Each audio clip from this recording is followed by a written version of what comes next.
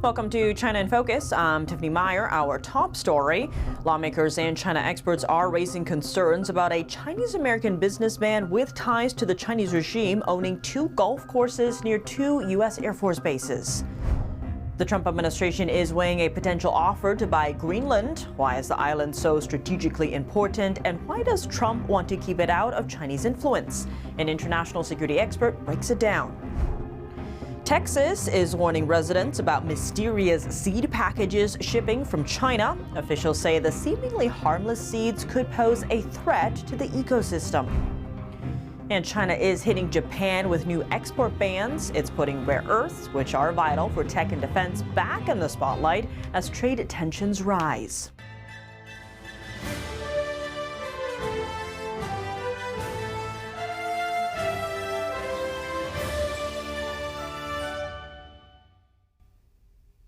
A recent investigation is putting a Chinese businessman who shares extensive ties with Beijing under the spotlight. This follows a report by the Daily Caller revealing that his 2 golf courses are located just miles from key U.S. Air Force bases. Experts say this could pose security risks to U.S. forces and military intelligence. To look into the issue, we spoke with Jacqueline Deal, president and CEO of defense research firm Long-Term Strategy Group, and advisory board member of State Armor, for insight. The Chinese-American businessman Eugene Ji bought 2 golf courses back in 2013. In his book, he wrote that they serve as a platform for Chinese people to meet influential Americans, such as lawmakers, business people, and academics. The courses are located roughly 2 miles north and south of Barksdale Air Force Base. That's where the Air Force Global Strike Command is, alongside its nuclear bombers and intercontinental ballistic missiles.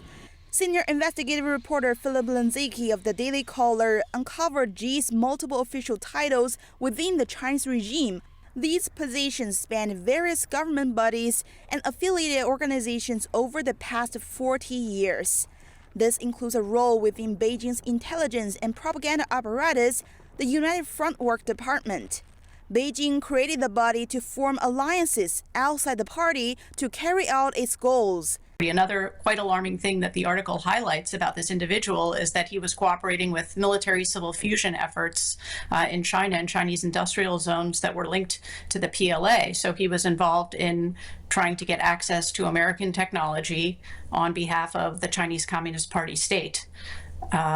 He was also, I think, involved in entertainment projects that were designed to shape American public opinion in directions favored by Chinese Communist Party propaganda. In response to media inquiries, the Air Force Base said it's prepared to address threats both at home and abroad. Unfortunately, in 2026, we find ourselves in a position where intelligence-linked people connected to the Chinese Communist Party and its military have, are a stone's throw away from very important strategic facilities, and that's unacceptable. Congressman John Mullinar, chairman of the House Select Committee on the CCP, raised concerns about China-linked companies and individuals owning land in the U.S. He highlighted the risks of such ownership near sensitive sites and military facilities and called to close these loopholes to protect U.S. national security. Eugene Ji's daughter, also the general manager of both golf courses, told the Daily Caller that the business focuses solely on the sport and serving its clients. Flora Hua, NTD News. The White House says the Trump administration is discussing a potential offer to buy Greenland. Why is the island so strategically important? And why does Trump want to keep it out of Chinese influence? Jacqueline Deal, president and CEO of Long-Term Strategy Group, joins us to break it down. Jackie Deal, thank you so much for joining us. Great to have you back on the show. Thanks, Tiffany. It's great to be here. Now, President Trump is doubling down on his aims or goals of acquiring Greenland, not ruling out military force. Now, there's, of course, the resource angle, rare earths. The U.S. wants to cut its reliance and dependence on China. There is also a strategic angle here, though. Talk to us about the importance of Greenland strategically and why the U.S. wants it. Well, thanks, Tiffany. We've historically had an important air base there going back to the Cold War. I mean, obviously, Greenland has been important in international geopolitics for centuries and played an important role in World War II. We were invited there to help the Danes fight the Nazis. And after World War II, Greenland played an important role in the Cold War. We had facilities there that helped us with defense, missile defense, and it's, where it sits is important real estate when you consider Arctic sea lines of communication or transportation routes for ships and submarines. And I believe our Air Force base there has now actually been upgraded to a space base. So we have important strategic facilities there, and we know that the Chinese Communist Party has been interested in not only the minerals, as you say, but also gaining a foothold for dual-use infrastructure and potentially being in position to have eyes and ears or even sabotage our facilities there. And that wouldn't be good for the United States. It also wouldn't be good for the free world that we've played a major role in defending. I want to zoom out a bit because there's, of course, right now the big focus is Venezuela, and after that the U.S. has been seizing oil tankers. The U.S. actually just seized 2 more. One actually was flying the Russian flag, saying, of course, this is violating U.S. sanctions. One of the ships was carrying illicit Iranian oil. Now, Russia actually has sent 2 naval ships and a submarine to escort the second ship. How does all of this fit in, though, when it comes to Greenland? Well, if you look at where I believe it was reported, we just intercepted, landed on a tanker that was doing sanctions evasion. It was apparently recently Russian flagged, and it was just east of Greenland, south of Iceland, heading apparently for the Barents Sea or the Baltic Sea, somewhere to Russia. And we were able to intercept it before it reached there. We had to overcome some, again, as reported, Russian assets that were protecting the ship. We worked with the UK, I believe it was reported, for that operation. So that gives you a sense of, these waters are important because they are literally on the way to, in the line of bases that our adversaries will use in peacetime and in war to break international law or to threaten our interests and our allies' interests. Given all that's at stake here, we have seen NATO members responding to Trump's claims over Greenland, if you will, with alarm.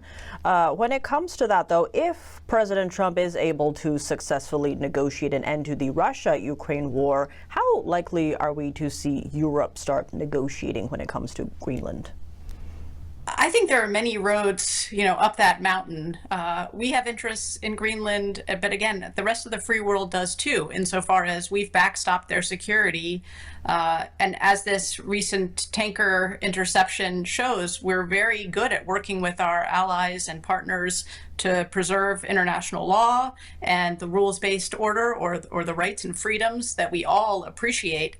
So I guess I'm not too concerned that our allies are alarmed by our interest in protecting this set of facilities and resources that, again, in the current order, in the status quo, is threatened by major power adversaries and is part of the defense that everybody benefits from in the free world or in the allied West. Jackie Deal, as always, thank you so much for joining us. Thanks, Tiffany. Great to be with you. What do Americans make of President Trump's push to acquire Greenland? NTD's Sam Wong was out on the National Mall in D.C. to hear from the people. In the wake of Maduro's arrest, President Trump was talking about potentially taking over Greenland at some point. What are your thoughts on that? Taking over Greenland, I'm not so sure if it's good for the country. Maybe Trump knows best. He seems to be right about everything. If we have another place where America could, oversee these places out of our states, it'd be great. I think it'll just make our country better and the world better, too. NATO would have to go to war. When any member of NATO is attacked, all members have to go to their defense. That's just insane. With Trump, you never quite know. So he sometimes he's saying things to get leverage. Being a little unpredictable can be an advantage at times. They're talking about Greenland being a strategic spot because we have our military base there, and China, Russia potentially having ships, floating around in the water. What do you make of that? It's not our land. We cooperate with Denmark and do what we have to do. It's not our land. We can't just go take it. I think we need to be first everywhere and in everything. So if we can get our hands on it first, then so be it. Yeah, again, I would just think about the people of Greenland and ultimately what's in their best interest. You know, if they support what we're doing and are along for it. You know, the way I see it, the more people we can bring into the free world, the better. You know, if there's a will, there's a way. But, you know, I'm somebody, I want to bring as many people to the American Party as possible. I think, yeah, we shouldn't let Russia or China overwhelm this country. We have to stay there and get more of our people there, military-wise, and yeah, I think it'll be better for our country. Texas agriculture officials are again warning residents about unsolicited seed packages being mailed from China.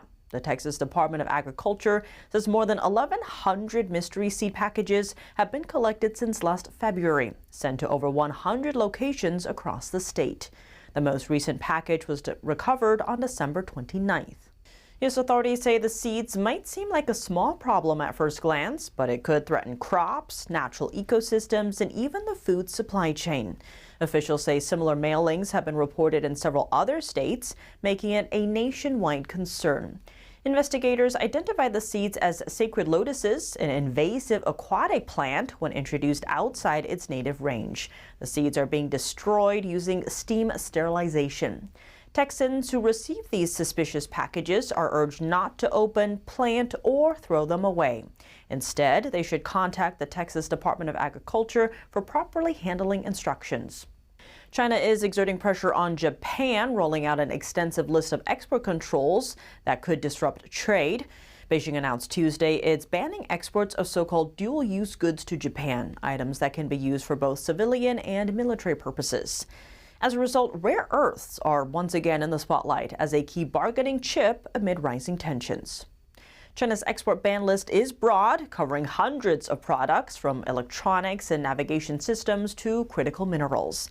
The move follows months of strain after Japan's prime minister suggested a military response could be warranted if China attacked Taiwan back in November. Since then, the Chinese regime has urged its citizens to avoid travel to Japan and block Japanese seafood imports. But this latest move could have a far bigger economic impact, since the list includes rare earths. Economists warn that if rare earth restrictions last a full year, Japan could see over $16 billion in losses and a noticeable hit to its GDP. Japan reacted to the export changes, lodging protests against the move, and promised to respond quickly. Meanwhile, Tokyo's stock market fell Wednesday, with automakers and chip-related firms taking major losses. China controls most of the world's supply of these critical minerals. They're essential for everything from defense systems to electric vehicles, smartphones, and medical equipment. China has used rare earths as leverage before, most notably during a 2010 territorial dispute over the Senkaku Islands. Since then, Japan diversified its supply chains, cutting dependence on China's rare earth from 90% to around 60%. After releasing the list of export controls, Beijing accused Japanese companies of dumping cheap chip-making materials into China. The move signals that trade tensions between the two countries could continue to escalate. Representative Khanna is said to become the top Democrat on the House panel focused on U.S.-China competition, replacing Representative Raja Krishnamurti. Krishnamurti will step down later this month as he campaigns for an open U.S. Senate seat in Illinois. The committee was established in 2023 amid rising tensions with China. It focuses on what members see as growing economic and political threats from Beijing. Some speculate that Khanna could also be a possible Democratic candidate for the upcoming 2028 presidential race. The latest on a private security guard who attacked 8 protesters outside the LA Chinese Consulate. The 38-year-old was released from jail on $0 bail. That's according to the law enforcement website and an email sent to the victims. Wu Xiang, a Chinese-American whose security team was hired by the Chinese Consulate, pepper-sprayed pro-democracy protesters on Sunday. He was arrested shortly afterward by local police for using pepper spray outside the bounds of self-defense. 8 people were injured, with 3 sent to hospital for treatment. According to the law enforcement agency, Wu was released by court order Tuesday evening. The charges against him remain felony level. Meanwhile, the protest organizer said the victims and their families were terrified upon hearing the news of Wu's release and feared for their safety. Wu, who owns at least one security services company, reportedly has access to weapons and tools he could use for retaliation. The victims have requested a bail review hearing in his case. Coming up, President Trump has blocked an almost $3 million deal to acquire chip assets from a U.S. defense market supplier. The decision comes after authorities flagged that the buyer is controlled by a Chinese citizen. And President Trump says the U.S. government could help American companies to rebuild Venezuela's oil infrastructure. What does the move mean for China, which has built infrastructure in Venezuela to bring it under Beijing's influence? It would present a tremendous contrast between Belt and Road China approach versus the free world investment and cooperation approach. More on that after the break here on China in Focus. Welcome back to China in Focus. I'm Tiffany Meyer. President Trump has blocked a nearly $3 million acquisition of assets from a U.S. aerospace and defense company, citing national security concerns. Trump says the buyer is controlled by a Chinese citizen and has ordered the company, called Harmless, to divest all the acquired assets. The decision follows a review by the Committee on Foreign Investment in the United States. The committee found risks involving access to sensitive intellectual property and potential diversion of chip supplies away from America. Under the order, HIFO has 180 days to complete the divestment unless an extension is granted. President Trump says the U.S. will get up to 50 million barrels of sanctioned oil from Venezuela, and the U.S. would then invest in the country and bring back the infrastructure. China has funded major infrastructure projects inside of Venezuela, from power plants to railways. Is the move pushing Beijing's influence out of the country?